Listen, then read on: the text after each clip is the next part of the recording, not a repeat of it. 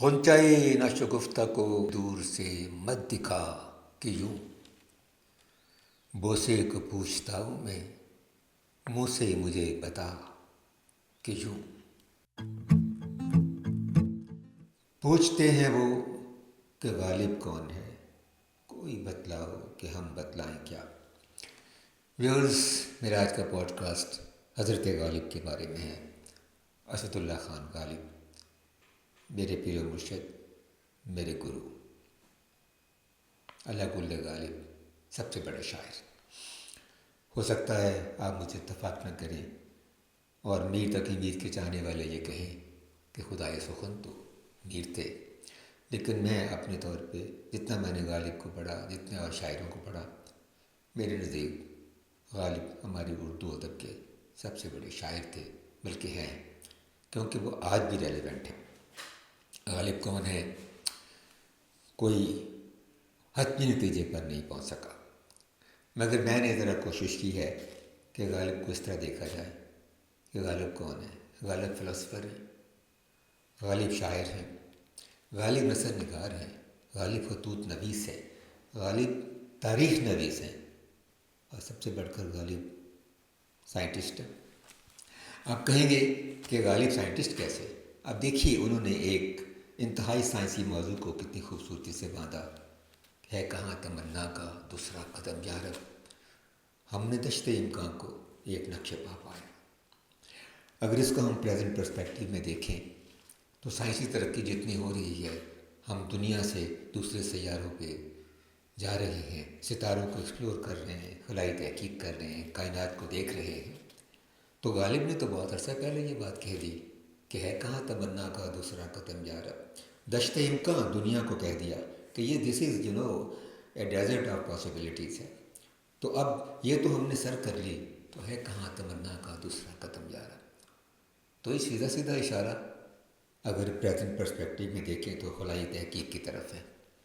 تو یہ تو غالب کا انتہائی سائنسی شروع ہوا۔ دوسری ایک بہت بڑی حیثیت غالب کی مکالمہ نگار کی ہے۔ وہ اشعار میں مکالمہ کہتے تھے، یا مکالماتی غزل لکھتے تھے، یا مکالماتی اشعار کہتے تھے۔ ان کا انداز سب سے الگ تھا، اور میں یقیناً کہہ سکتا ہوں کہ اگر غالب انگریز ہوتے تو وہ شیکسپیئر سے بڑے ڈرامہ نگار اور بڑے شاعر ہوتے۔ اب ذرا دیکھیے ان کے مکالماتی اشعار میں سے چند ایک۔ غنچۂ ناشگفتہ کو دور سے مت دکھا کہ یوں بوسے کو پوچھتا ہوں میں منہ سے مجھے بتا کہ یوں رات کے وقت میں پیے ساتھ رقیب کو لیے آئے وہ یا خدا کرے پر نہ کرے خدا کہ یوں میں نے کہا کہ بزم ناز چاہیے غیر سے تہی سن کے ستم ظریف نے مجھ کو اٹھا دیا کہ یوں۔ اب دیکھیے، اگر ان کے اس مکالماتی شعر کو جو میں نے آخر میں پڑھا، اس کو ایک دوسرے ڈھنگ سے ادا کیا گیا کہ اس کا مطلب کچھ اور نکلتا ہے۔ میں نے کہا کہ بزم ناز چاہیے غیر سے تہی سن کے ستم ظریف نے مجھ کو اٹھا دیا کہ یوں۔ اب دیکھیے، یہ مکالمے کی خوبی ہوتی ہے کہ اس کو مختلف انداز میں مختلف ڈھنگ سے پڑھا جائے تو اس کا مطلب مختلف ہو جاتا ہے۔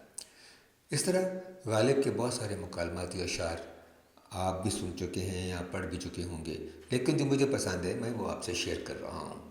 ایک دو اشعار اور سنیے۔ ہر ایک بات پہ کہتے ہو تم کہ تو کیا ہے، ہر ایک بات پہ کہتے ہو تم کہ تو کیا ہے، تم ہی کہو کہ یہ انداز گفتگو کیا ہے۔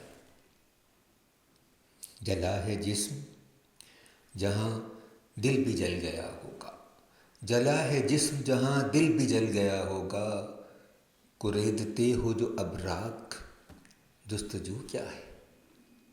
اور وہ ان کا مشہور زمانہ شعر، کہو جو حال تو کہتے ہو مدعا کہیے، کہو جو حال تو کہتے ہو مدعا کہیے، تم ہی کہو کہ جو تم یوں کہو تو کیا کہیے۔ تو ایسی مکالماتی غزل ناممکن ہی ہے کہ کسی اور شاعر نے لکھی ہو۔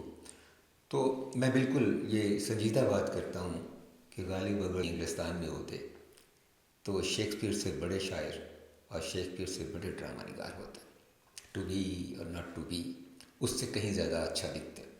غالب نے خطوط نویسی میں وہ طرح ڈالی کہ جو آج بھی فالو کی جاتی ہے، اور ان کے خطوط آج تک نہ صرف یہ کہ ادب کا ایک اہم حصہ ہیں بلکہ مکالماتی خطوط نویسی کی ابتدا بھی تصور کیے جاتے ہیں۔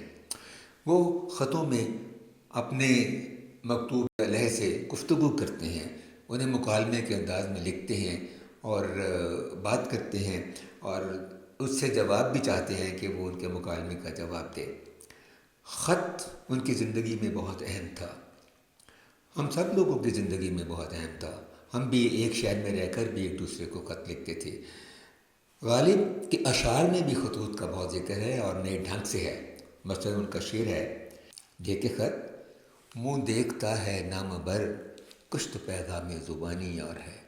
اور ان کا ایک شعر ہے کہ ہو لیے کیوں نامہ بر کے ساتھ ساتھ، ہو لیے کیوں نامہ بر کے ساتھ ساتھ، یا رب اپنے خط کو ہم پہنچائیں کیا۔ اب اسی حوالے سے مرزا غالب کے خط کا نمونہ دیکھیے، تفتہ کے نام ایک خط میں سے ایک اقتباس، یہ کوئی نہ سمجھے کہ میں اپنی بے رونقی اور تباہی کے غم میں مرتا ہوں۔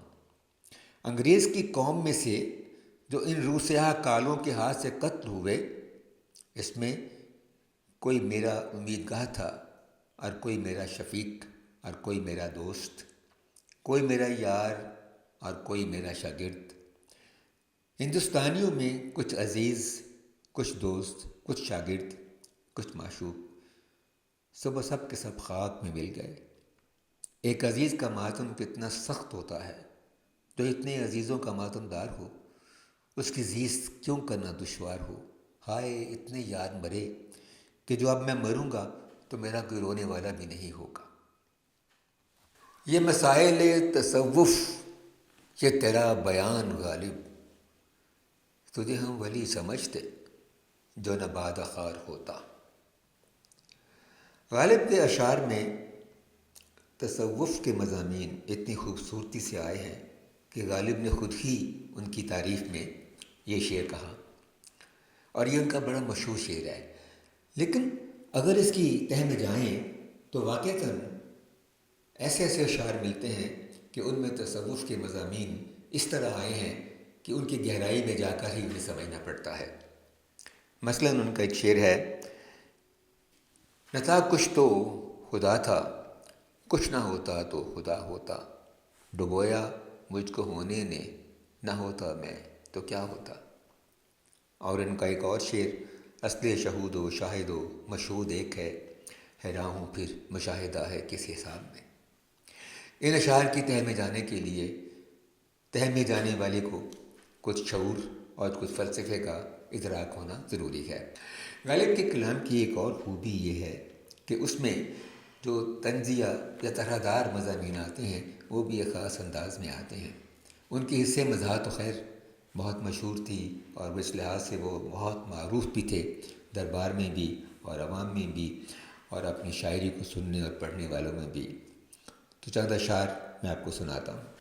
ہم سے کھل جاؤ بوقت میں پرستی ایک دن، ورنہ ہم چھیڑیں گے رکھ کر عذر مستی ایک دن، اور ڈھول دپا اس سراپا ناز کا شیوا نہ تھا، ہم ہی کر بیٹھے تھے غالب پیش دستی ایک دن۔